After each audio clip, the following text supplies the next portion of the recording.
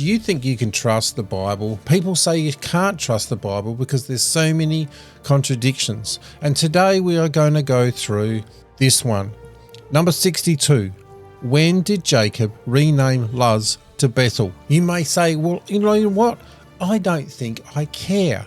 And people say because of this contradiction, we can't trust the Bible. Well, we need to investigate. My name's Craig, and this is Morning Star Quest, where we are delving into the Bible, one question at a time. And yes, we've got so many contradictions.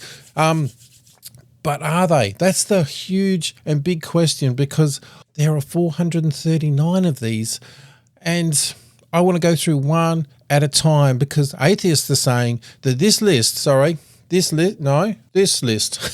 atheists are saying this list is saying that you can't trust the Bible. Let's find out, because we've got a contradiction here. And it starts with Jacob. He names Luz Bethel. Okay, like I said, you may be thinking, who cares? But people are saying you can't trust the Bible because of this. And that's exactly why we're here, to dig into each one of these so-called contradictions and see what's really going on. All right. It's all about the journey, right? Oh, absolutely. It's so about the journey. And if we go here, when did Jacob rename Luz to Bethel? Oh, it sounds so boring, but people say no, it's a contradiction. Genesis 28, 18 to 19, and Genesis 33, 18 and 35, 6 to 7. All right. So, Jacob, he had a dream. Well, after that dream, he sets up a pillar and names the place Bethel. But the plot thickens later on. Ah, it does, doesn't it? Early the next morning, Jacob took the stone he had placed under his head, and he set it up as a pillar and poured out oil on top of it. He called that place Bethel, though this city used to be called Luz. Okay, that seems fairly straightforward. He's had a dream. He feels like God is in this presence, in this moment, in this time, in this place. And so he wants to call it Bethel. And then later on when he returns, he kind of reaffirms that name. Now let's go. It seem like a... no, you're jumping ahead here. So let's go to, and then we have Genesis 33:18, which is the next one we have. After Jacob came from Paddan Aram, I think I got that right, he arrived in safely at the city of Shechem in Canaan and camped within the sight of the city. All right, that doesn't seem like, I've even got notes here. This verse is just setting up the stage for the next bit. So I don't even know why this bit is in here. Yeah, it does feel like a bit of a narrative pause before we get to the next key moment. But it all builds up to the bigger picture in the end. So yeah, it just feels like that's pointless being in there. But anyway, then we have Genesis 35, 6, 7. Jacob and all the people with him. So now he's coming with his whole family this time, came to Luz, and in brackets, that is Bethel, in the land of Canaan. There he built an altar, and he called the place El Bethel, because it was there that God revealed himself to him when he was fleeing from his brother. So yeah, when he had the dream, he was fleeing from his brother. And now it's 20 years later. And before he was alone, and now he's bringing his whole family entourage. El Bethel basically means God of the house of God.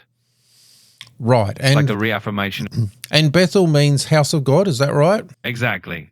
Bethel translates to house of God. So when Jacob calls it El Bethel, he's really emphasizing that this is the place where God revealed himself. So when he gets there the second time, this is like 20 years, maybe even 30 years later, isn't it?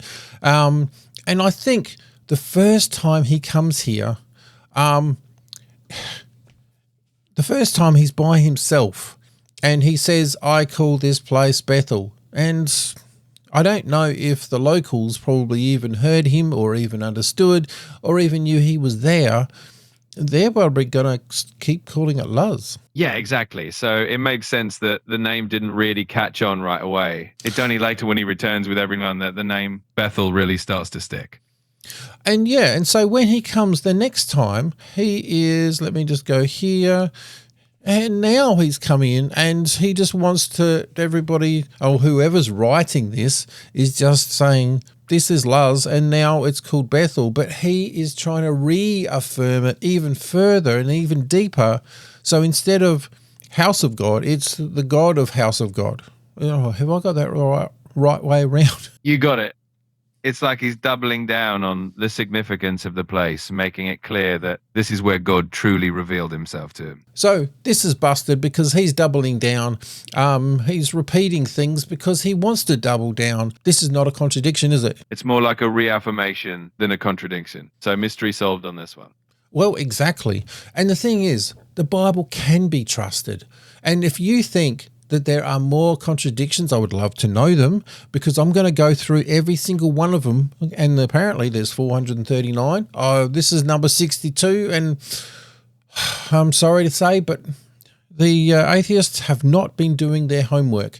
So, and that's where I come in, and we're doing our homework. And so we are going through all of these contradictions, and please click on that one because we're going to do heaps more. There's more coming next week, and I'm just excited because this is more like a Bible study than contradictions, and we can trust the Bible. You can trust the Bible, and I would love you to read it. I know it's hard sometimes, but you got to get into it. Go do something awesome for God, and I'll catch you in the next one.